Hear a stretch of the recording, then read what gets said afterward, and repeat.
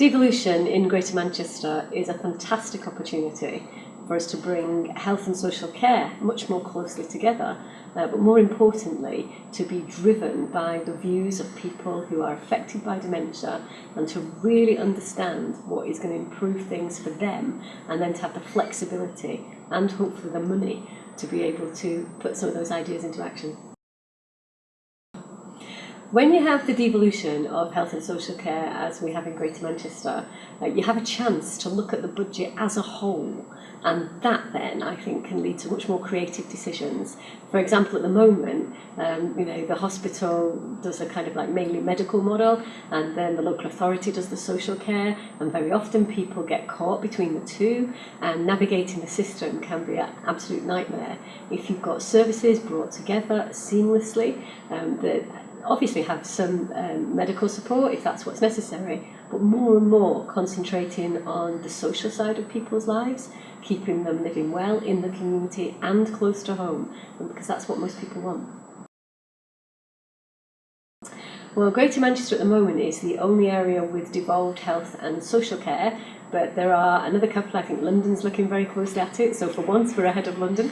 And I think as devolution rolls out across the nation, then health and social care will be absolutely central.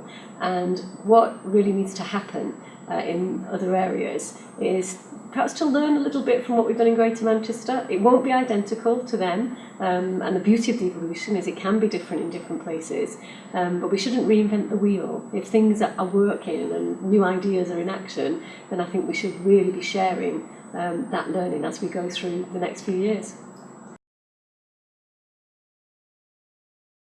I think it is a grand experiment, if you like. We haven't done it before in this country, but if you look at devolution to Wales, devolution to Scotland, in some ways they're ahead of us in terms of providing really person-centred dementia care and support. So I'm very optimistic.